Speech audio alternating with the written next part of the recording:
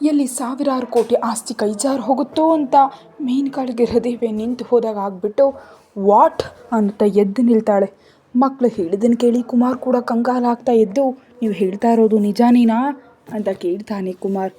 ನಿಜಾನೇ ಅಪ್ಪ, ಇನ್ನು ಅಗಸ್ತ್ಯ ಭಾರದ್ವಾಜ್ ಮದುವೆ ನಿಂತು ಹೋಯ್ತಲ್ವಾ ಅಂತ ನಾವು ಆರಾಮವಾಗಿದ್ವು. ಆದರೆ ರಿಜಿಸ್ಟ್ರೇಷನ್ ಆಫೀಸ್ನಲ್ಲಿ ಯಾರೋ ಒಬ್ಬ ಹುಡುಗಿನ ಮದುವೆ ಆಗಿದ್ದಾನಂತೆ ಅಂತಾರೆ ದೊಡ್ಡ ಮಗ ರಾಕೇಶ್. ಯಾರು, ನಿಜಕ್ಕೂ ಆ ಹುಡುಗಿ ಯಾರು ಅಂತ ಮೇನಕಾ ಕೋಪದಿಂದ ಕೇಳ್ತಾಳೆ. ಯಾರು ಅನ್ನೋದು ಕರೆಕ್ಟಾಗಿ ಗೊತ್ತಿಲ್ಲ. ರಿಜಿಸ್ಟ್ರೇಷನ್ ಆಫೀಸ್ನಲ್ಲಿ ನಾನು ತಿಳ್ಕೊಂಡ ವಿಷಯಗಳ ಪ್ರಕಾರ ಅಗಸ್ತ್ಯ ಭಾರದ್ವಾಜ್ ಅಲ್ಲಿಗೆ ಹೋಗುವಷ್ಟರಲ್ಲೇ ಮದುಮಗಳು ರೆಡಿಯಾಗಿದ್ಲಂತೆ.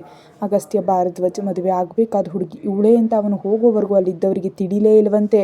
ಆಮೇಲೆ ಅಗಸ್ತ್ಯ ಭಾರದ್ವಾಜ್ ಯಾರೋ ರೌಡಿಗಳ ಜೊತೆ ಫೈಟ್ ಮಾಡಿದ್ನಂತೆ ಅಂತ ತನಗೆ ತಿಳಿದಿದ್ದನ್ನು ಹೇಳ್ತಾನೆ ಸುರೇಶ್.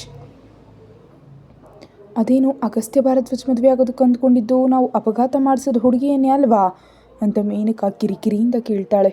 ನಿಜಕ್ಕೂ ಏನೂ ಅರ್ಥ ಆಗ್ತಿಲ್ಲಮ್ಮ. ನಾವು ಆ ಹುಡುಗಿಯನ್ನೇ ಮದುವೆ ಆಗಲಿದ್ದೀನಿ ಅಂತ ಅಂದ್ಕೊಂಡು ತಪ್ಪು ತಿಳಿದ್ವು ಅನಿಸುತ್ತೆ.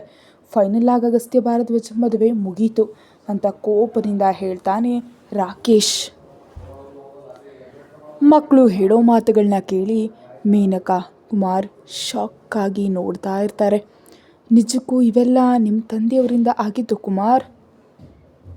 ಏನೋ ಈ ವಂಶಕ್ಕೆ ಸೇರಿದವನು ಅಗಸ್ತ್ಯ ಭಾರದ್ವಾಜ್ ಒಬ್ಬನೇನಾ?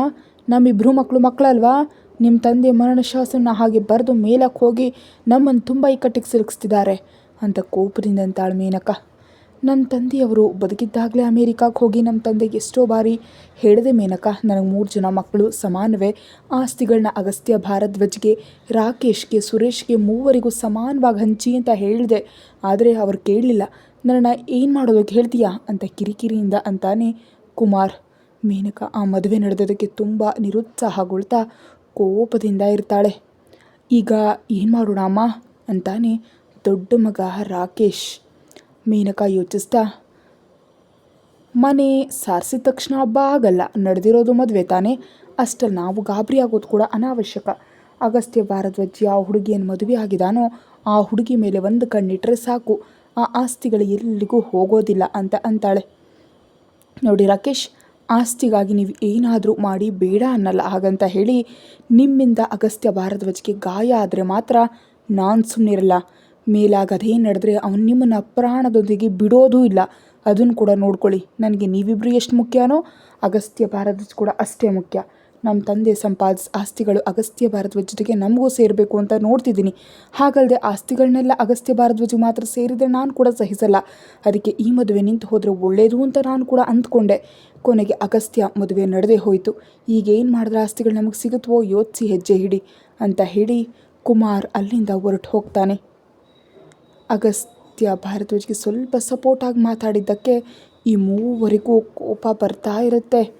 ಆ ಅಗಸ್ತ್ಯ ಅಪ್ಪನನ್ನು ಹುಳು ಥರ ನೋಡಿದ್ರು ಅಪ್ಪನಿಗೆ ಮಾತ್ರ ಅವನ ಮೇಲಿನ ಪ್ರೀತಿ ಕಡಿಮೆ ಆಗಲ್ಲ ಅಮ್ಮ ಅಂತಾನೆ ಸುರೇಶ್. ಇದು ಯಾವಾಗಲೂ ಇರೋದೇ ಬಿಡು, ಆದರೆ ಅಗಸ್ತ್ಯ ಮದುವೆ ಆಗಿರೋ ಆ ಹುಡುಗಿ ಮೇಲೆ ನೀವು ಗಮನ ಹರಿಸಿ ಅಂತ ಹೇಳ್ತಾಳೆ ಮೇನಕಾ. ಆಗಲೇ ಗಮನ ಹರಿಸಿದ್ದೀವಿ. ರಿಜಿಸ್ಟ್ರೇಷನ್ ಆಫೀಸ್ನಿಂದ ಆ ಹುಡುಗಿಯ ಫೋಟೋವನ್ನು ತರಿಸ್ಕೊಂಡಿದ್ದೀವಿ. ಹುಡುಗಿಯ ಫೋಟೋವನ್ನು ರೌಡಿಗಳಿಗೆ ಕಳಿಸಿದ್ದೀವಿ. ಆ ಹುಡುಗಿ ಆ ಬಂಗ್ಲಾದಿಂದ ಕಾಲು ಹೊರಗಿಟ್ಟರೆ ಸಾಕು, ಅವಳನ್ನ ಮುಗಿಸ್ಬಿಡಿ ಅಂತ ಹೇಳಿದ್ದೀನಿ ಅಂತಾನೆ ರಾಕೇಶ್. ಒಳ್ಳೆಯದು ಅಂತಾಳೆ ಮೇನಕಾ. ಅಹನ ಹೆದರಿಕೆಯಿಂದ ಆ ಗಾರ್ಡನ್ನಲ್ಲಿ ಅತ್ತ ಇತ್ತ ತಿರುಗ್ತಾ ಅಲ್ಲಿಂದ ಪಾರಾಗಿ ಹೋಗಬೇಕು ಅನ್ನೋ ಆಲೋಚನೆಯಲ್ಲಿ ಇರ್ತಾಳೆ. ಆದರೆ ಗೇಟ್ ಹತ್ತಿರ ಸೆಕ್ಯೂರಿಟಿ ಇರೋದ್ರಿಂದ ಧೈರ್ಯ ಮಾಡೋದಕ್ಕೆ ಆಗ್ತಾ ಇರಲಿಲ್ಲ. ಅಗಸ್ತ್ಯ ಭಾರದ್ವಾಜ್ ರೂಮ್ನಲ್ಲಿ ಕೂತು ಲ್ಯಾಪ್ಟಾಪ್ನಲ್ಲಿ ಆಫೀಸ್ ಕೆಲಸಗಳನ್ನ ನೋಡ್ಕೊಳ್ಳೋ ಬ್ಯುಸಿಯಲ್ಲೇ ಇದ್ದಾನೆ. ಸ್ವಲ್ಪ ಹೊತ್ತಿಗೆ ಗಂಗಾ ಸಣ್ಣ ಟಿಫಿನ್ ಬಾಕ್ಸ್ ಇಟ್ಕೊಂಡು ಗಾರ್ಡನ್ಗೆ ಬಂದು, ಏನು ಮೇಡಮ್ ಇಲ್ಲಿದ್ದೀರಾ ಅಂತ ಕೇಳ್ತಾಳೆ. ಅದು ಚಳಿ, ಗಾಳಿಗಾಗಿ ಹೊರಗಿದ್ದೀನಿ ಗಂಗಾ ಅಂತ ತಡಬಡಾಯಿಸ್ತಾ ಹೇಳ್ತಾಳೆ. ನಿನ್ನೆಯಿಂದ ಸರಿಯಾಗಿ ಊಟ ಕೂಡ ಮಾಡಿಲ್ಲ, ನೋಡ್ತಿದ್ರೆ ಸುಸ್ತಾಗಿರೋ ಕಾಣಿಸ್ತಿದ್ದೀರಾ, ಹೋಗಿ ರೆಸ್ಟ್ ತಗೋಬಹುದು ಅಲ್ವಮ್ಮ ಅಂತಾರೆ ಗಂಗಾ. ನಿಜವಾಗಿ ನೆನ್ನೆಯೆಲ್ಲ ಊಟ ಸರಿ ಇಲ್ಲದೆ ಅಹನ ಸ್ವಲ್ಪ ಸುಸ್ತಾಗಿ ಕಾಣಿಸ್ತಾ, ಏನೂ ಪರವಾಗಿಲ್ಲ ಬಿಡು ಗಂಗಾ, ಸ್ವಲ್ಪ ಹೊತ್ತಿದ್ದು ಒಳಗಡೆ ಬರ್ತೀನಿ ಅಂತ ಅಂತಾಳೆ. ಸರಿ ಅಮ್ಮ ಅಂತ ಹೇಳಿ ಗಂಗಾ ಗೇಟ್ ಕಡೆ ಹೋಗ್ತಾ ಇದ್ದರೆ ಅತ್ತ ಕಡೆ ಎಲ್ಲಿ ಗಂಗಾ ಅಂತ ಕೇಳ್ತಾಳೆ. ಸೆಕ್ಯೂರಿಟಿಗೆ ತಿಂಡಿ ಆಗಿಲ್ಲ, ತಿಂಡಿ ಕೊಡೋದಕ್ಕೆ ಹೋಗ್ತಿದ್ದೀನಿ ಅಂತ ಹೇಳಿ ಗಂಗಾ ಗೇಟ್ ಹತ್ರ ಹೋಗ್ತಾಳೆ. ಸೆಕ್ಯೂರಿಟಿಗೆ ಟಿಫಿನ್ ಬಾಕ್ಸ್ ಕೊಟ್ಟು ಅವಳು ಮತ್ತೆ ಅಹನಾ ಎದುರಿನಲ್ಲೇ ಹೋಗ್ತಾ, ಬಿಸಿಲು ಕೂಡ ಹೆಚ್ಚಾಗ್ತಿದೆ, ಬೇಗ ಒಳಗಡೆ ಬನ್ನಿ ಅಮ್ಮ ಅಂತ ಹೇಳಿ ಹೊರಟು ಹೋಗ್ತಾಳೆ. ಒಳಗಡೆ ಬರೋದಿಲ್ಲ. ಅವನನ್ನು ನೋಡ್ತಿದ್ರೆ ಪಕ್ಕ ಕಾಮದ ಹುಚ್ಚಿನ ಥರ ಇದ್ದಾನೆ. ಅವನ ಹಿಡಿತದಿಂದ ನಾನು ಹೇಗಾದರೂ ಹೊರ ಬರಬೇಕು, ಇಲ್ಲದಿದ್ದರೆ ಈ ರಾತ್ರಿಗೆ ಅವನ ಆಸೆ ತೀರಿಸ್ಕೊಳ್ಳಲು ನನ್ನನ್ನು ಹಿಂಸೆ ಮಾಡ್ತಾನೆ ಅಂತ ಅಂದ್ಕೊಂಡು ಹೇಗೆ ಹೊರಗೆ ಹೋಗಬೇಕು ಅಂತ ಗೇಟ್ ಕಡೆ ನೋಡ್ತಾ ಇರ್ತಾಳೆ. ಅಹನಾ ಎಲ್ಲ ನಿಯಮಗಳನ್ನ ನೋಡಿಯೇ ಮದುವೆ ಆಗಿದ್ದಾಳೆ ಅನ್ನೋ ನಂಬಿಕೆಯಲ್ಲಿ ಅಗಸ್ತ್ಯ ಭಾರದ್ವಾಜ್ ಇರೋದ್ರಿಂದ ಅಹನಾ ಪಾರಾಗಿ ಹೋಗ್ತಾಳೆ ಅನ್ನೋ ಆಲೋಚನೆ ನಿಜಕ್ಕೂ ಅಗಸ್ತ್ಯ ಭಾರದ್ವಾಜ್ ನೆರಳು ಕೂಡ ತಾಕದೆ ಆಫೀಸ್ ಕೆಲಸದಲ್ಲಿ ಬ್ಯುಸಿ ಆಗಿಬಿಟ್ಟಿದ್ದಾನೆ. ಅಹನಾ ಸೆಕ್ಯೂರಿಟಿ ಕಡೆ ನೋಡ್ತಿರುವಂತೆ ಸೆಕ್ಯೂರಿಟಿ ಅಲ್ಲೇ ಕೂತು ತಿಂಡಿ ತಿಂತಾ ಇರ್ತಾನೆ. ಅವನಿಗೆ ಸ್ವಲ್ಪ ಪಕ್ಕದಲ್ಲಿ ಬಂದು ಏನೋ ಅತ್ತ ಇತ್ತ ತಿರುಗ್ತಿರುವಂತೆ ನಟಿಸ್ತಿರ್ತಾಳೆ.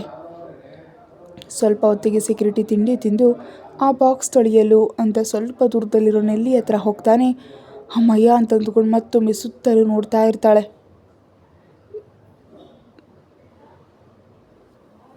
ದೂರದ ಜಾಗದಲ್ಲೂ ತನಗೆ ಯಾರೂ ಕಾಣಿಸೋದಿಲ್ಲ.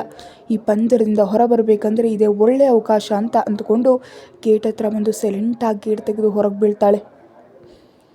ಇನ್ನು ಅಲ್ಲಿಂದ ಅವಳ ಹೆಜ್ಜೆಗಳು ನಿಲ್ಲಲಿಲ್ಲ. ಅತಿ ವೇಗವಾಗಿ ಸ್ವಲ್ಪ ದೂರ ಹೋಗ್ತಿದ್ದಂತೆ ಸಡನ್ನಾಗಿ ಅವಳ ಹೆಜ್ಜೆಗಳಿಗೆ ಬ್ರೇಕ್ ಬಿತ್ತು. ಎದುರುಗಡೆ ಶತ್ರುಗಳು ಕಾಣಿಸಿದ ರೌಡಿಗಳು. ಆ ರೌಡಿಗಳನ್ನ ನೋಡಿ ಶಾಕ್ ಆಗ್ತಾಳೆ. ಅವ್ರು ಅಸಲು ತನ್ನ ಎದುರಿಗೆ ಯಾಕೆ ಬಂದರು ಅಂತ ತನಗೆ ತಿಳಿತಿಲ್ಲ. ಒಂದು ಬಾರಿ ಅವರಿಗೆ ಹೆದರ್ತಾ ಹಿಂದಕ್ಕೆ ಹೆಜ್ಜೆ ಇಟ್ಟು ತಪ್ಪಿಸ್ಕೊಳ್ಬೇಕು ಅಂತ ವಾಪಸ್ ನೋಡುವಷ್ಟರಲ್ಲಿ ಹಿಂದೇನೂ ಕಾಣಿಸ್ತಿದ್ದಾರೆ. ಹೆದರಿಕೆಯಿಂದ ಗಂಟಲು ಒಣಗುತ್ತಾ, ಯಾರು ನೀವು, ಯಾಕೆ ನನ್ನನ್ನು ಸುತ್ತುವರೆದಿದ್ದೀರಿ ಅಂತ ಕೇಳ್ತಾಳೆ. ನಿನ್ನನ್ನು ಕೊಲ್ಲೋದಕ್ಕೆ ಸುತ್ತುವರೆದಿದ್ದೀವಿ ಅನ್ನುತ್ತಾ ರೌಡಿಗಳು ಅವಳ ಹತ್ರ ಬರ್ತಾ ಇರ್ತಾರೆ. ಅದನ್ನು ಕೇಳಿ ಇನ್ನೂ ಹೆದರ್ತಾ, ನನ್ನನ್ನು ಕೊಲ್ಲೋದಕ್ಕ, ನನ್ನನ್ನು ಕೊಂದರೆ ನಿಮಗೇನು ಸಿಗುತ್ತೆ ಅಂತ ಕೇಳ್ತಾಳೆ. ಫುಲ್ಲಾಗಿ ದುಡ್ಡು ಸಿಗುತ್ತೆ ಅಂತ ಇನ್ನೂ ಹತ್ರ ಬಂದು, ದುಡ್ಡು ಸಿಗೋದೆ, ನನ್ನನ್ನು ಕೊಂದರೆ ನಿಮ್ಗೆ ಯಾಕೆ ದುಡ್ಡು ಸಿಗುತ್ತೆ ಅಂತ ಕೇಳ್ತಾಳೆ. ಒಬ್ಬರು ನಿನ್ನನ್ನು ಕೊಲ್ಲೋದಕ್ಕೆ ಹೇಳಿದ್ರು, ಅವರು ನಮಗೆ ದುಡ್ಡು ಕೊಡ್ತಾರೆ, ಆದರೂ ಸಾಯೋಳಗಿವೆಲ್ಲ ನಿನಗ್ಯಾಕೆ, ನಿನ್ನನ್ನು ಕೊಲ್ಲೋದು ನಮಗೆ ಬೇಕಷ್ಟೇ ಅನ್ನುತ್ತಾ ಒಬ್ಬ ಶರ್ಟ್ ಹಿಂದಿನಿಂದ ಕತ್ತಿ ತೆಗಿತಾನೆ. ಆ ಕತ್ತಿ ನೋಡ್ತಿದ್ದಂತೆ ಹೃದಯ ಕೈಗೆ ಬಂದಂತಾಗಿ, ಅಬ್ಬಾ ಇದೇನಿದು, ಆ ಹುಲಿ ಬೋನ್ನಿಂದ ಹೊರಬಂದು ನನ್ನನ್ನು ನಾನು ಕಾಪಾಡ್ಕೊಳ್ಬೇಕು ಅಂದ್ಕೊಂಡ್ರೆ ಈಗ ನೇರವಾಗಿ ನನ್ನ ಪ್ರಾಣಕ್ಕೆ ಬಂದೊದಗ್ತಲ್ಲಪ್ಪ ಅಂತ ಅಂದ್ಕೊಂಡು, ನೀವೇನೋ ತಪ್ಪು ತಿಳಿತಿದ್ದೀರಿ ಅನಿಸುತ್ತೆ, ನನ್ನನ್ನು ಕೊಲ್ಲೋದಕ್ಕೆ ಯಾರೂ ಹೇಳಿರೋದಿಲ್ಲ. ಯಾಕಂದರೆ ನಾನೊಬ್ಬ ಸಾಮಾನ್ಯ ಹುಡುಗಿ, ತಿಂಗಳಿಗೆ 20,000 ಸಂಬಳಕ್ಕೆ ಕೆಲಸ ಮಾಡೋ ಸಣ್ಣ ಉದ್ಯೋಗಿ ನಾನು. ನನ್ನ ಕೊಲ್ಲಿಸ್ಬೇಕಾದ ಅಗತ್ಯ ಯಾರಿಗೂ ಇರೋದಿಲ್ಲ. ನಿಜವಾಗಿಯೂ ನೀವು ಏನೋ ತಪ್ಪು ತಿಳಿತಿದ್ದೀರಿ ಅಂತ ಗಂಡನ ಬ್ಯಾಕ್ಗ್ರೌಂಡ್ ತಿಳಿದೆ ಅಂತಾಳೆ. ಕತ್ತಿ ಹಿಡಿದೊಂದು ಜೇಬಿನಿಂದ ಒಂದು ಫೋಟೋ ತೆಗೆದು, ಈ ಫೋಟೋದಲ್ಲಿರೋದು ನೀನೇ ಅಲ್ವಾ ಅಂತ ಕೇಳ್ತಾನೆ. ಅದು ರಿಜಿಸ್ಟ್ರೇಷನ್ ಆಫೀಸ್ನಲ್ಲಿ ಅವರ ಮದುವೆಯ ಫೋಟೋ. ಆ ಫೋಟೋ ನೋಡ್ತಾ, ಹೌದು ಆ ಫೋಟೋದಲ್ಲಿರೋದು ನಾನೇ, ಅದಕ್ಕೇನೀಗ ಅಂತ ಕೇಳ್ತಾಳೆ. ಅದಕ್ಕೇನು ಅಂತೀಯ ಏನು, ಈ ಫೋಟೋದಲ್ಲಿರೋ ಹುಡುಗಿಯನ್ನು ಕೊಲ್ಲಲು ನಮಗೆ ಕೋಟಿ ರೂಪಾಯಿ ಗಿರಾಕಿ ಬಂದಿದೆ, ಅದಕ್ಕೆ ನನ್ನ ಕೊಲ್ಲೋದಕ್ಕೆ ಬಂದಿದ್ದೀವಿ ಅಂತ ಅಂತಾರೆ. ನನ್ನನ್ನು ಕೊಲ್ಲೋದಕ್ಕೆ ಕೋಟಿ ರೂಪಾಯಿನಾ ಅಂತ ಅಂದ್ಕೊಂಡು ಶಾಕ್ ಆಗಿಬಿಡ್ತಾಳೆ. ಇನ್ನು ನೋಡ್ತಿದ್ದೀರ ಏನ್ರೋ, ಅವಳು ಹೊಟ್ಟೆ ಕತ್ತಿ ಇಳಿಸು ಅಂತಂತಾನೆ ಇನ್ನೊಬ್ಬ. ಹಾಂ ಅನ್ನುತ್ತಾ ಕತ್ತಿ ಹಿಡ್ದವನು ಅವಳ ಮುಂದೆ ಬರ್ತಾ ಇದ್ದರೆ ಅದನ್ನು ನೋಡಿ ಪ್ರಾಣವನ್ನು ಕೈಯಲ್ಲಿ ಹಿಡ್ಕೊಳ್ತಾ, ಪ್ಲೀಸ್ ಪ್ಲೀಸ್ ನನಗೇನಾದರೂ ಆದರೆ ನಮ್ಮ ಫ್ಯಾಮಿಲಿ ಮೆಂಬರ್ಸ್ ಎಲ್ಲರೂ ತುಂಬ ಬೇಸರ ಪಡ್ತಾರೆ, ನನ್ನನ್ನು ಬಿಟ್ಟುಬಿಡಿ ಅನ್ನುತ್ತಾ ಅಲ್ಲಿಂದ ತಪ್ಪಿಸ್ಕೊಳ್ಳೋದಕ್ಕೆ ನೋಡ್ತಿರ್ತಾಳೆ. ಆ ಚಾನ್ಸ್ ಇಲ್ಲದೆ ಸುತ್ತುವರೆದ ರೌಡಿಗಳು ಅವಳಿಗೆ ಇನ್ನೂ ಹತ್ತಿರ ಬರ್ತಾರೆ.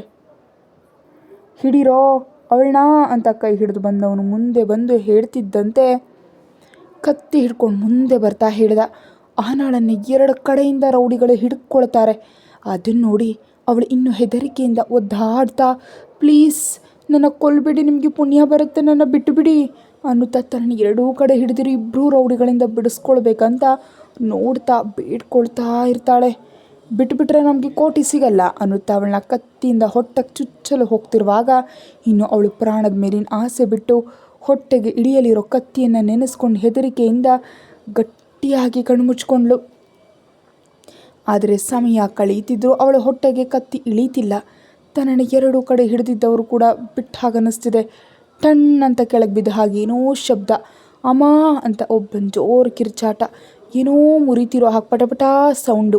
ಈ ಮೂರು ಒಟ್ಟಿಗೆ ಕೇಳಿಸಿದ್ವು. ಆಶ್ಚರ್ಯದಿಂದ ಕಣ್ಣುಬಿಟ್ಲು. ಅವಳನ್ನ ಕತ್ತಿಯಿಂದ ಚುಚ್ಚೋದಕ್ಕೆ ಬಂದವನ ಕೈ ಅಗಸ್ತ್ಯ ಭಾರದ್ವಾಜ್ ಕೈಯಲ್ಲಿ ಪಟಪಟ ಅಂತ ಮುರಿತಿದ್ರೆ ಅವನು ಜೋರಾಗಿ ಕಿರ್ಸ್ತಿದ್ದಾನೆ. ಅದೇ ಸಮಯದಲ್ಲಿ ಅವನ ಕೈಯಲ್ಲಿದ್ದ ಕತ್ತಿ ಟಣ್ ಅಂತ ಕೆಳಗೆ ಬಿದ್ದಿರೋದು ಕಾಣಿಸುತ್ತೆ. ಪ್ರಾಣ ಉಳಿದಿದ್ದಕ್ಕೆ ಅಹನ ನಿಟ್ಟುಸಿರು ಬಿಟ್ಟು ಅವನ ಕೈ ಮುರಿತಾ ಇರೋ ಅಗಸ್ತ್ಯ ಭಾರದ್ವಾಜ್ ಕಡೆ ನೋಡುವಷ್ಟರಲ್ಲಿ ಅಗಸ್ತ್ಯ ಭಾರದ್ವಾಜ್ನ 2 ದವಡೆಗಳು ಕೋಪದಿಂದ ಬಿಗಿಗೊಂಡು ಒಂಟಿ ಕೈಯಲ್ಲಿ ಅವನ ಕೈ ಮುರಿತಾ ಇದ್ದಾನೆ. ಅದನ್ನು ನೋಡಿ ಆಶ್ಚರ್ಯ ಪಡ್ತಾ ಇರುವಾಗ, ಏಯ್ ನಮ್ಮವ್ರ ತಂಟೆಗೆ ಬರ್ತೀಯಾ ಅನ್ನುತ್ತಾ ಬಾಕಿ ರೌಡಿಗಳು ಅಗಸ್ತ್ಯ ಭಾರದ್ವಾಜ್ ಮೇಲೆ ಬರುವಷ್ಟರಲ್ಲಿ ಬಂದವರು ಬಂದ ಕ್ಷಣಾರ್ಧದಲ್ಲಿ ಎಲ್ಲರೂ ದೂರ ಬೀಳ್ತಾರೆ. ಕೈ ಮುರಿದವನನ್ನು ಒಂದು ಒದೆ ಒದ್ದು ಆ ಕಡೆ ಬಿಸಾಕಿ ಇನ್ನು ಅಗಸ್ತ್ಯ ಭಾರದ್ವಾಜ್ ಬಾಕಿಯವರ ಕಥೆಯನ್ನು ಮುಗಿಸ್ತಿರ್ತಾನೆ. ಅಗಸ್ತ್ಯ ಭಾರದ್ವಾಜ್ಗೆ ಅವ್ರಿಗೆ ಮಧ್ಯೆ ಭೀಕರ ಕಾಳಗ ನಡೀತಾ ಇರುತ್ತೆ. ಆಗಲೇ ಅಗಸ್ತ್ಯ ಫೈಟಿಂಗ್ ಒಂದು ಬಾರಿ ಅಹನಾಗೆ ಅನುಭವ ಆಗಿರೋದ್ರಿಂದ ಇನ್ನೂ ಅವರ ಕತೆ ಮುಗೀತು ಅಂತ ಅವಳು ಕೂಡ ಡಿಸೈಡ್ ಆದ್ಲು. ನಿಜಕ್ಕೂ ತನ್ನನ್ನು ಕೊಲ್ಲೋದಕ್ಕೆ ಬಂದಿದ್ದಾರೆ, ಆದ್ದರಿಂದ ರೌಡಿಗಳು ಅವಕಾಶ ಸಿಕ್ಕರೆ ಅವಳ ಮೇಲೆ ದಾಳಿ ಮಾಡೋದಕ್ಕೆ ನೋಡ್ತಾ ಇರ್ತಾರೆ. ಅವರು ತನ್ನನ್ನು ಕೊಲ್ಲೋದಕ್ಕೆ ಬಂದಿದ್ದಾರೆ ಅಂತ ಈಗಾಗಲೇ ಅಗಸ್ತ್ಯ ಭಾರದ್ವಾಜ್ ಪತ್ತೆ ಹಚ್ಚಿರೋದ್ರಿಂದ ಅವರು ಅವಳ ನೆರಳು ಕೂಡ ಮುಡ್ದಂತೆ ಅವಳನ್ನ ಕಾಪಾಡ್ತಾ ಇದ್ದಾನೆ ಅಗಸ್ತ್ಯ. ಆ ವಿಷಯ ಅಹನಾಗೂ ತಿಳಿತಾ ಇರುತ್ತೆ. ನಿಜ ಹೇಳಬೇಕಂದ್ರೆ ಅಗಸ್ತ್ಯ ಭಾರದ್ವಾಜ್ ಕಾಳೆ ಮೀನಿಗಿಂತಲೂ ಇವರ ಮೇಲೆ ಹೆಚ್ಚು ಕಟುವಾಗಿ ಸೇಡ್ ತೀರಿಸ್ಕೊಳ್ಳುವಂತೆ ಫೈಟನ್ನು ಮಾಡ್ತಾ ಇದ್ದಾನೆ. ಒಬ್ಬೊಬ್ಬರ ಮೂಳೆಗಳು ಮುರಿದು ಕಿರ್ಚಾಡ್ತಾ ಕೆಳಗೆ ರಾಶಿಯಾಗಿ ಬೀಳ್ತಾ ಇರ್ತಾರೆ. ಅಗಸ್ತ್ಯ ಭಾರದ್ವಾಜ್ನಲ್ಲಿ ಒಬ್ಬ ಉಗ್ರ ನರಸಿಂಹ ಸ್ವಾಮಿಯನ್ನು ಅಹನ ನೋಡ್ತಾ ಇರ್ತಾಳೆ. ಅವ್ರನ್ನ ಅಷ್ಟೊಂದು ಮಟ್ಟಿಗೆ ಜಜ್ತಾ ಇದ್ದಾನೆ ಅಂತ ಅರ್ಥ ಅಲ್ಲಿಗೆ. ಆ ನಡುವೆ ಅಗಸ್ತ್ಯ ಭಾರದ್ವಾಜ್ ಬಟ್ಟೆಗಳೆಲ್ಲ ನಲಿಗೆ ಬೆವರು ಕೂಡ ಸುರಿತಾ ಇರುತ್ತೆ. ಒಬ್ಬ ರೌಡಿ ಕೂಡ ಅವಳ ಹತ್ರ ಹೋಗದಂತೆ ಅವಳನ್ನ ಕಾಪಾಡ್ತಾ ಅವರೆಲ್ಲರನ್ನು ಮುರಿದು ಹಾಕ್ತಾ ಅಗಸ್ತ್ಯ. ಅವರು ಏಳಲಾಗದೆ ನೆಲಕ್ಕೆ ಅಂಟುಕೊಂಡಿರೋದನ್ನು ನೋಡಿ ಅಮ್ಮಯ್ಯ ಅಂತ ಅಹನ ಅಂದ್ಕೊಳ್ತಿರುವಂತೆಯೇ ಅದೇ ಉಗ್ರ ರೂಪದಿಂದ ಅಗಸ್ತ್ಯ ಭಾರದ್ವಾಜ್ ಕ್ಷಣದಲ್ಲಿ ಅವಳ ಹತ್ರ ಬಂದು ಅವಳ ಕೆನ್ನೆಗಿಟ್ಟು ಗಟ್ಟಿಯಾಗಿ ಒಂದು ಬಾರಿಸ್ದ. ಆ ಫೋರ್ಸ್ಗೆ ಅವಳ ಮುಖ ಪಕ್ಕಕ್ಕೆ ಹೋಗಿ ಉರಿತಿರೋ ಕೆನ್ನೆಯನ್ನು ಹಿಡ್ಕೊಂಡ್ಳು. ಜೀವನದಲ್ಲಿ ಎಂದೂ ಕೂಡ ಅವಳ ಮೈ ಮೇಲೆ ಏಟು ಬಿದ್ದಿರಲಿಲ್ಲ. ಅದೇ ಮೊದಲ ಏಟು. ಏಟಿನ ನೋವು ಹೀಗಿರುತ್ತೆ ಅಂತ ಮೊದಲ ಬಾರಿ ತನಗೆ ಅರ್ಥ ಆಗ್ತಿದ್ರೆ ಆ ನೋವಿಗೆ ಸಾಕ್ಷಿಯಾಗಿ ಅವಳ ಕಣ್ಣುಗಳಲ್ಲಿ ನೀರು ಬರ್ತಾ ಇರುತ್ತೆ. ಆ ಕಣ್ಣೀರಿನಿಂದಲೇ ತಲೆ ತಿರುಗಿಸಿ ಅಗಸ್ತ್ಯ ಭಾರದ್ವಾಜ್ ಕಡೆ ನೋಡ್ತಾಳೆ. ಉರಿಯೋ ಕೆಂಡದಂತೆ ಅಗಸ್ತ್ಯ ಭಾರದ್ವಾಜ್ ಕಾಣಿಸ್ತಾ, ನನ್ನ ಶತ್ರುಗಳಿಂದ ನಿನಗೆ ಅಪಾಯ ಕಾಯ್ದಿರುತ್ತೆ ಅಂತ, ಅವ್ರು ನಿನ್ನ ಕೊಂದು ಬಿಡ್ತಾರೆ ಅಂತ, ಒಂಟಿಯಾಗಿ ಹೊರಗೆ ಬರಬಾರ್ದು ಅಂತ ನಿಯಮಗಳಲ್ಲಿ ಹೇಳಿದ್ದೆ ತಾನೇ, ಆದರೂ ಯಾಕೆ ನಿಯಮ ಮುರಿದೆ ಅಂತ ರೌದ್ರವಾಗಿ ಕಿರಿಸ್ತಾನೆ. ಹಾಗೆ ಮತ್ತೊಂದು ನಿಯಮದ ಬಗ್ಗೆ ಕೇಳಿ ಶಾಕ್ ಆಗ್ತಾಳೆ. ಅದರಲ್ಲೂ ಸರಿಯಾಗಿ ಊಟ ಇಲ್ಲದೆ ಅದು ಸಾಲದು ಎಂಬಂತೆ ಕೆನ್ನೆಗೆ ಬಿದ್ದ ಏಟಿಗೆ ಅವಳ ಕಣ್ಣು ಕತ್ತಲಾಗ್ತಾ ತಲೆ ತಿರುಗಿ ಪ್ರಜ್ಞೆ ತಿಪ್ಪಿ ಎದುರಿಗಿರೋ ಅಗಸ್ತ್ಯ ಭಾರದ್ವಾಜ್ ಎದೆ ಮೇಲೆ ವಾಲು ಹೋದ್ಲು. ಕೆನ್ನೆ ಮೇಲೆ ಬೀಸಿ ಏಟಿನಿಂದ ಪ್ರಜ್ಞೆ ಇಲ್ಲದೆ ಸೋಫಾದಲ್ಲಿ ಮಲಗಿರೋ ಅಹನಾಗೆ ಸಲೈನ್ ಏರ್ತಿರುತ್ತೆ. ಪಕ್ಕದಲ್ಲೊಬ್ಬ ಲೇಡಿ ಡಾಕ್ಟರ್ ಇದ್ದು ಅವಳ ಕೈಗೆ ಇಂಜೆಕ್ಷನನ್ನು ಮಾಡ್ತಾ ಇರ್ತಾಳೆ. ಅಗಸ್ತ್ಯ ಭಾರದ್ವಾಜ್ ಕತೆಲ್ಲ ಕಿರಿಕಿರಿ ಅನ್ನಿಸ್ತಾ ಎದುರಿಗಿರೋ ಸೋಫಾ ಚೇರ್ನಲ್ಲಿ ಕೂತು ಕೋಪದಿಂದ ಹಣಿ ಇಟ್ಕೊಂಡಿರ್ತಾನೆ. ಅಹನ ಪರಿಸ್ಥಿತಿ ಗಂಗಾ ಕೂಡ ಬೇಸರ ಪಡ್ತಾ ಇರ್ತಾಳೆ. ಇನ್ನೊಂದು ಕಡೆ ಸೆಕ್ಯೂರಿಟಿ ಕೂಡ ನಿಂತು ಅಗಸ್ತ್ಯ ಭಾರದ್ವಾಜ್ಗೆ ಹೆದರ್ತಿರ್ತಾನೆ. ಡಾಕ್ಟರ್ ಅವಳ ಕೈಗೆ ಇಂಜೆಕ್ಷನ್ ಮಾಡಿ ಅಷ್ಟರಲ್ಲಿ ಖಾಲಿಯಾಗಿದ್ದ ಸಲೈನ್ ಕೂಡ ತೆಗೆದು, ಇನ್ನು ಅವಳ ಬಗ್ಗೆ ಗಾಬರಿ ಆಗಬೇಕಾದ ಅಗತ್ಯ ಇಲ್ಲ, ಸ್ವಲ್ಪ ಹೊತ್ತಿನಲ್ಲಿ ಪ್ರಜ್ಞೆ ಬರುತ್ತೆ ಅಂತ ಹೇಳ್ತಾಳೆ. ನಿಜಕ್ಕೂ ಅವಳು ಯಾಕೆ ಹಾಗೆ ಪ್ರಜ್ಞೆ ತಪ್ಪಿದ್ಲು ಅಂತ ಅಗಸ್ತ್ಯ ಭಾರದ್ವಾಜ್ ಡಾಕ್ಟರನ್ನ ಸೀರಿಯಸ್ ಆಗಿ ನೋಡ್ತಾ ಕೇಳ್ತಾನೆ. ಅದು ನಿನ್ನೆಯಿಂದ ಸರಿಯಾಗಿ ಊಟ ಮಾಡಿಲ್ಲ ಅಂತ ತಿಳಿಯುತ್ತೆ, ಅದಕ್ಕೆ ಅಷ್ಟೊಂದು ಬಲಹೀನಲಾಗಿದ್ದಾರೆ ಅಂತ ಹೇಳ್ತಾರೆ ಡಾಕ್ಟರ್. ಅದನ್ನು ಕೇಳಿ ಗಂಗಾ ಕಡೆ ಕೆಂಡದಂತೆ ನೋಡ್ತಾನೆ. ಆ ನೋಟಕ್ಕೆ ಗಂಗಾ ನಡುಗು ಹೋಗ್ತಾಳೆ. ಮೊದಲು ಅಲ್ಲಿಂದ ಡಾಕ್ಟರ್ನ ಕಳಿಸ್ಬೇಕು ಅನ್ನೋ ಉದ್ದೇಶದಿಂದ ಓಕೆ ಡಾಕ್ಟರ್ ಅಂತ ಹೇಳಿದ ತಕ್ಷಣ ಡಾಕ್ಟರ್ ಹೊರಟು ಹೋಗ್ತಾಳೆ ಅಲ್ಲಿಂದ. ನಂತರ ಅಗಸ್ತ್ಯ ಮಲಗಿರೋ ಅಹನಾ ಕಡೆ, ಆಮೇಲೆ ಸೆಕ್ಯೂರಿಟಿಯನ್ನು, ಆಮೇಲೆ ಗಂಗಾಳನ್ನು ಒಂದು ನೋಟ ನೋಡ್ತಿರ್ತಾನೆ. ಅದೇ ಕೋಪದಿಂದ ಎದ್ದು ಗಂಗಾ ಹತ್ರ ಬಂದು, ಅವಳು ಸರಿಯಾಗಿ ಊಟ ಮಾಡ್ತಿಲ್ವಂತೆ, ನಿಜಾನೇನಾ ಅಂತ ಕೇಳ್ತಾನೆ. ಆ ಮಾತುಗಳು ಅಹನಾ ಕಿವಿಗೆ ಬೀಳುತ್ತಾ ಪ್ರಜ್ಞೆಯಿಂದ ಹೊರಬಂದು ಕಣ್ಬಿಡ್ತಾಳೆ. ತಿನ್ನೋದು ಹೇಳಿದೆ ಸರ್, ಆದರೆ ಸರಿಯಾಗಿ ತಿನ್ನಲಿಲ್ಲ ಅಂತ ಗಂಗಾ ಹೆದರುತ್ತಲೇ ಆನ್ಸರನ್ನು ಹೇಳ್ತಾ ಇರ್ತಾಳೆ. ಆ ಮಾತುಗಳನ್ನ ಕೇಳ್ತಾ ಕಣ್ಬಿಟ್ಟು ಅಹನಾಗೆ ಸೆಕ್ಯೂರಿಟಿ ಕೈ ಮುಗಿದ್ಕೊಂಡು ಹೆದರ್ತಾ ನಿಂತಿರೋದು ಮೊದಲು ಕಾಣಿಸುತ್ತೆ. ಸೆಕ್ಯೂರಿಟಿ ಇಲ್ಲಿ ಹಾಕಿದ್ದಾನೆ ಅಂತ ಅಂದ್ಕೊಳ್ತಾ ಎದ್ದು ಕೂತ್ಕೊಳ್ತಾ ಇದ್ದಂತೆ ತನಗೆ ಇಂಜೆಕ್ಷನ್ ಮಾಡಿರೋದು, ಸಲೈನ್ ಇಟ್ಟಿರೋದು, ಅಲ್ಲಿರೋ ವಸ್ತುಗಳನ್ನ ನೋಡಿ ಅರ್ಥ ಆಗ್ತಾ ಇರುವಾಗ, ನಿಜಕ್ಕೂ ನೀನು ಅವಳಿಗೆ ಸಮಯಕ್ಕೆ ಸರಿಯಾಗಿ ಊಟ ನೀಡಿದೀಯಾ ಇಲ್ವಾ ಅಂತ ಗಂಗಾನನ್ನು ಸೀರಿಯಸ್ ಆಗಿ ನೋಡ್ತಾ ಪ್ರಶ್ನಿಸ್ತಾನೆ. ಸಮಯಕ್ಕೆ ಸರಿಯಾಗಿ ನೀಡಿದ್ದೆ ಸರ್ ಅಂತ ಗಂಗಾ ಹೆದರ್ತಾ ಹೇಳ್ತಾ ಇರುವಾಗ, ಅಹನಾ ಎದ್ದು ನಿಂತು ಅದೆಲ್ಲವನ್ನ ನೋಡ್ತಿರ್ತಾಳೆ. ಅಗಸ್ತ್ಯ ಭಾರದ್ವಾಜ್ ತನ್ನ ಸೋಫಾದಿಂದ ಏಳೋದನ್ನು ನೋಡ್ತಾ, ನೀನು ಕರೆಕ್ಟಾಗಿ ನೀಡಿದ್ಯಾ, ಆದರೆ ಅವಳು ಸರಿಯಾಗಿ ಊಟ ತೊಗೊಂಡಿಲ್ಲ ಅಷ್ಟೇನಾ ಅಂತ ಕೇಳ್ತಾನೆ. ಅಹನಾ ಆ ಮಾತುಗಳನ್ನ ಕೇಳ್ತಾ ಅಯೋಮಯವಾಗಿ ನೋಡ್ತಾ ಇದ್ದರೆ, ಅಹನಾನ ಏನಂತಾನು ಅಂತ ಗಂಗಾ ಕಂಗಾಲಾಗ್ತಾ, ಅಂದರೆ ಸರ್, ಅಹನಾ ಮೇಡಮ್ಗೆ ಊಟ ಸರಿಯಾಗಿ ತಿನ್ನೋದಕ್ಕೆ ಮನಸ್ಸಿಲ್ಲದೆ ತಿನ್ನಲಿಲ್ಲ ಸರ್ ಅಂತ ಅಂತಾಳೆ. ಫಸ್ಟ್ ನಿನ್ನ ಡ್ಯೂಟಿ ನೀನು ಕರೆಕ್ಟಾಗಿ ಮಾಡಿದೀಯಾ ಇಲ್ವಾ, ಅದಕ್ಕೆ ಮಾತ್ರ ನನಗೆ ಆನ್ಸರ್ ಹೇಳು ಗಂಗಾ ಅಂತ ಧ್ವನಿ ಹೆಚ್ಚಿ ಗಟ್ಟಿಯಾಗಿ ಪ್ರಶ್ನಿಸ್ತಾನೆ. ಆ ಅರಚಾಟಕ್ಕಿಲ್ಲಿ ಗಂಗಾ, ಅಲ್ಲಿ ಅಹನಾ ಇಬ್ಬರು ಬೆಚ್ಚಿ ಬಿದ್ದರೆ ಸೆಕ್ಯೂರಿಟಿ ಇನ್ನೂ ಹೆದರ್ತಿರ್ತಾನೆ. ನಾನು ಕರೆಕ್ಟಾಗಿ ನನ್ನ ಡ್ಯೂಟಿ ಮಾಡಿದ್ದೀನಿ ಸರ್ ಅಂತ ಗಂಗಾ ತಡಬಡಾಯಿಸ್ತಾ ಹೇಳ್ತಾಳೆ. ಗಂಗಾ ಮೇಲೆ ಹಾಗೆ ಸೀರಿಯಸ್ ಆಗ್ತಿದ್ರೆ ಅಹನಾ ಕೂಡ ನೋಡಲಾಗದೆ ನಿಧಾನವಾಗಿ ಹತ್ತಿರ ಬಂದು, ಗಂಗಾ, ನನಗೆ ಸರಿಯಾಗಿ ಊಟ ಇಟ್ಟಿದ್ರು, ಆದರೆ ನಾನೇ ಸರಿಯಾಗಿ ತಿನ್ನಲಿಲ್ಲ, ಇದರಲ್ಲಿ ಗಂಗಾ ತಪ್ಪೇನೂ ಇಲ್ಲ ಅಂತ ಭಯದಿಂದ ಹೇಳ್ತಾಳೆ. ಈ ಬಾರಿ ಅವಳ ಕಡೆ ಕೆಂಡದಂತೆ ನೋಡ್ತಾ, ಅಂದರೆ ಇಲ್ಲಿ ತಪ್ಪೆಲ್ಲ ನಿನ್ನದೆ ಅಷ್ಟೇ ತಾನೇ ಅಂತ ಕೇಳ್ತಾನೆ. ಅಗಸ್ತ್ಯ ಭಾರದ್ವಾಜ್ಗೆ ಹೆದರ್ತಾ ಹೌದು ಅನ್ನೋ ಹಾಗೆ ತಲೆಯನ್ನು ತೂಗ್ತಾಳೆ ಅಹನಾ. ಯಾಕೆ ತಿನ್ನಲಿಲ್ಲ ಅಂತ ನಿನ್ನ ವಿಷಯ ಆಮೇಲೆ ನೋಡ್ಕೋತೀನಿ ಅಂತ ಹೇಳಿ ನಂತರ ಸೆಕ್ಯೂರಿಟಿ ಕಡೆ ನೋಡ್ತಾನೆ. ಸೆಕ್ಯೂರಿಟಿಗೆ ಒಂದು 40 ವರ್ಷದ ಮೇಲಿರುತ್ತೆ. ನಿನಗೆ ಕೆಲಸ ಕೊಡಿಸಿದ ಮ್ಯಾನೇಜರ್ ಹತ್ರ ಹೋಗಿ ನಿನ್ನ ಸಂಬಳ ಸೆಟಲ್ ಮಾಡಿಕೊಂಡು ಮತ್ತೆ ನನಗೆ ಕಾಣಿಸ್ತಂತ ಹೊರಟು ಹೋಗು ಅಂತ ಅಂತಾನೆ. ಅದನ್ನು ಕೇಳಿ ಸೆಕ್ಯೂರಿಟಿ ಹೆದರ್ತಿರ್ತಾನೆ. ತನ್ನಿಂದ ಅವನ ಕೆಲಸ ಹೋಗ್ತಿರೋದಕ್ಕೆ ಅಹನಾ ಕೂಡ ಕಂಗಾಲಾಗ್ತಾ ಇರ್ತಾಳೆ. ಕೆಲಸ ಹೋದರೆ ಅವನ ಕುಟುಂಬದ ಪರಿಸ್ಥಿತಿ ಹೇಗೆ ಅನ್ನೋ ಆಲೋಚನೆಯಲ್ಲಿ ಸೆಕ್ಯೂರಿಟಿ ಅಲ್ಲೇ ಎದುರ್ತಾ ನಿಂತಿರ್ತಾನೆ. ಹೇಳಿದ್ದು ಅರ್ಥ ಆಯ್ತಲ್ಲ, ಇನ್ನೂ ಯಾಕಿಲ್ಲೇ ಇದೆಯಾ ಅನ್ನುತ್ತಾ ಸೆಕ್ಯೂರಿಟಿ ಮೇಲೆ ಕಿರಿಸ್ತಾನೆ ಅಗಸ್ತ್ಯ. ಅಂತ ಮಾತನ್ಬೇಡಿ ಸರ್, ಹೆಂಡತಿ ಮಕ್ಕಳಿರೋ ನಾನು ಅನ್ನುತ್ತಾ ಸೆಕ್ಯೂರಿಟಿ ವಿನಂತಿಯಿಂದ ಬೇಡ್ಕೊಳ್ತಾ ಇರ್ತಾನೆ. ಹೆಂಡತಿ ಮಕ್ಕಳು ಅಂದರೆ ನಮ್ಮ ಅಗಸ್ತ್ಯ ಭಾರದ್ವಾಜ್ಗೆ ದೊಡ್ಡ ಇರಿಟೇಷನ್. ಆದ್ದರಿಂದ ನಿನಗೆ ಹೆಂಡತಿ ಮಕ್ಕಳಿದ್ರೆ ನನ್ನನ್ನೇನು ಮಾಡೋದಕ್ಕೆ ಹೇಳ್ತೀಯಾ? ನನ್ನ ಹತ್ರ ಕೆಲಸ ಕರೆಕ್ಟಾಗಿ ಮಾಡದಿದ್ದರೆ ಕೆಲಸದಿಂದ ತೆಗೆದು ಹಾಕೋದೇ ನನಗೆ ಗೊತ್ತು. ಈ ಹೆಂಡತಿ ಮಕ್ಕಳ ಸೆಂಟಿಮೆಂಟ್ ನನ್ನ ಹತ್ರ ನಡೆಯಲ್ಲ ಅಂತಾನೆ ರೌದ್ರವಾಗಿ. ದೊಡ್ಡ ಸಂಬಳ ಬರೋ ಕೆಲಸ ಹೋಗ್ತಿರೋದಕ್ಕೆ ಸೆಕ್ಯೂರಿಟಿ ತುಂಬ ಹೆದರ್ತಾ ಇದ್ದರೆ ಅಹನಾ ಕಂಗಾಲಾಗ್ತಾ, ಅಂತ ಮಾತನ್ಬೇಡಿ, ಇಲ್ಲೂ ಕೂಡ ತಪ್ಪೆಲ್ಲ ನಾನೇ ಮಾಡಿದ್ದು, ದಯವಿಟ್ಟು ಬಾಬಾಜಿಯವ್ರನ್ನ ಏನೂ ಅನ್ಬೇಡಿ ಅಂತ ಅಹನಾ ಸೆಕ್ಯೂರಿಟಿಯವ್ರನ್ನ ಸೀನಿಯರ್ ಅಂತ ಗೌರವದಿಂದ ಅಂತಿರ್ತಾಳೆ. ಆ ರೀತಿ ಬಾಬಾಜಿ ಅವನ್ಯಾರು ಅಂತ ಹುಬ್ಬುಗಂಟಿಕ್ಕಿ ಕೇಳ್ತಾನೆ. ಅದೇ ಸೆಕ್ಯೂರಿಟಿ ಬಾಬಾಜಿ ಬಗ್ಗೆ ಹೇಳ್ತಿದ್ದೀನಿ, ಅಂದರೆ ನಮಗಿಂತ ದೊಡ್ಡವರಲ್ವ, ಅದಕ್ಕೆ ಹಂಗಂದೆ ಅಷ್ಟೇ. ಛೀ,